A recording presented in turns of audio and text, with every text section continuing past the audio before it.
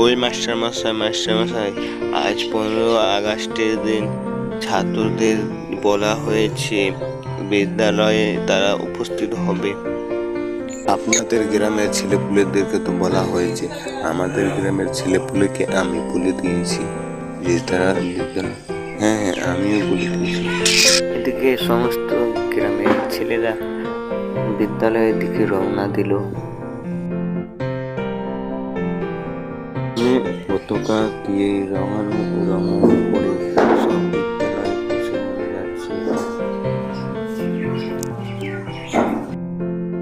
August স্বাধীনতা দিবস।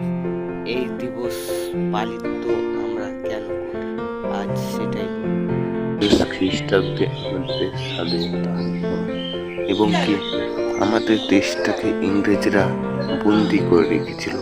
অত্যাচার ভাবে তারা অত্যাচার করে যাচ্ছিল মা বোনদের সাথে। পরাধীন করে 1947 খ্রিস্টাব্দে দেশ স্বাধীন